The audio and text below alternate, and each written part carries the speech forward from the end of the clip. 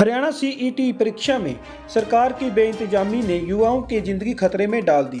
युवाओं को परीक्षा केंद्र पर ले जाने के लिए बसों का सही प्रबंध नहीं हुआ। इसी वजह से युवाओं को खुद ही जानलेवा सफर करने के लिए मजबूर होना पड़ा। 5 और 6 नवंबर का सीटीई एग्जाम खत्म हो चुका है, लेकिन अब परीक्षार्थियों के साथ सरकारी क्रूरता के वीडियो सामने आने लगे हैं। हरियाणा रोडवेज बसों की ऐसी 2 वीडियो सामने आई हैं, जिनमें परीक्षार्थी अपने स्थान तक पहुंचने के लिए जान जोखिम में डाल रहे हैं। हालांकि यह दोनों वीडियो कहां की है, इसकी पुष्टि नहीं हो सकी है। चलती बस में टायर के ऊपर से चढ़ी युवती। फतेहाबाद डिपो 6911 में बस में चढ़ते हुए एक युवती की वीडियो सामने सोशल मीडिया पर वायरल हो रही है। 25 सेकंड की इस वीडियो पर सवारियों से ठूस ठूस कर भरी हुई बस है।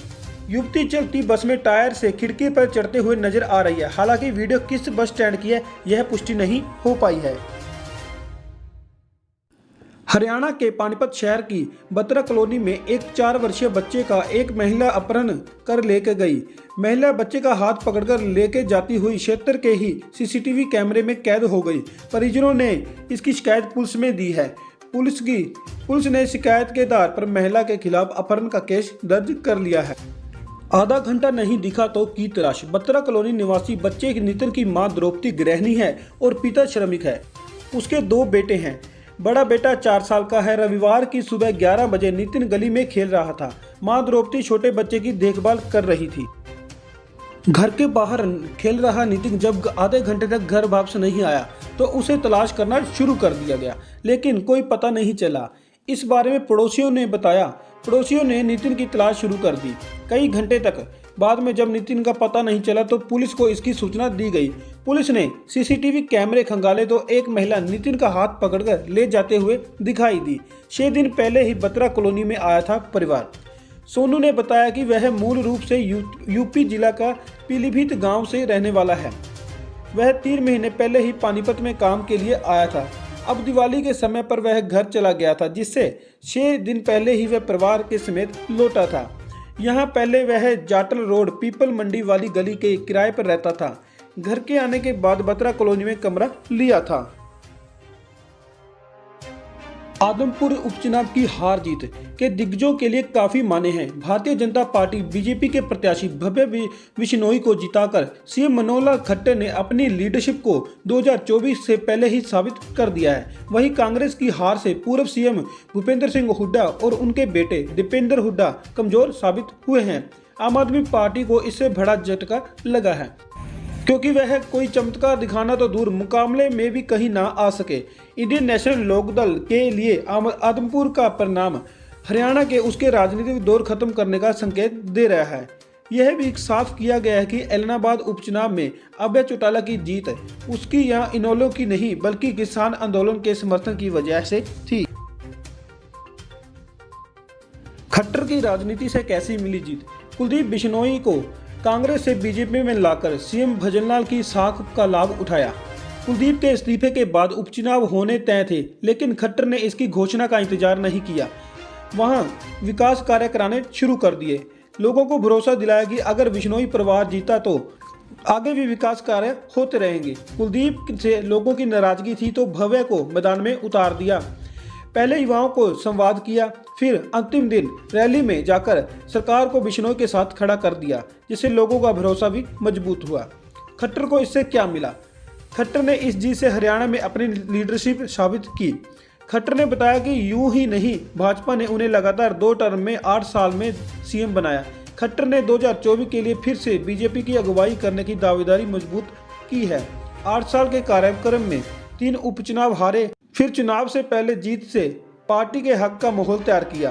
खासकर 2024 की लोकसभा चुनाव भी होने वाली है। ऐसे में पार्टी हाईकमान के आगे खुद को मजबूत बनाया है।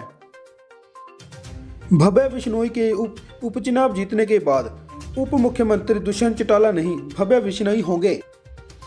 आदमपुर उपचुनाव में जीत के बाद सीएम मनोहर लाल खट्टर का बड़ा बयान आया है। उन्होंने जीत के लिए आदमपुर की जनता का आभार प्रकट किया है। साथ ही उन्होंने कहा कि हरियाणा में अब दुष्यंत नहीं, भव्य सबसे यंग विधायक होंगे। भव्य की उम्र 29 है और डिप्टी सीएम दुष्यंत चौटाला की उम्र 34 साल है। अभी तक दुष्यंत ही हरियाणा से विधानसभा में सबसे यंग विधायक थे। उनके जीतने के साथ ही विधानसभा में अब हमारी संख्या 41 हो गई है, जबकि कांग्रेस की एक कम हुई है।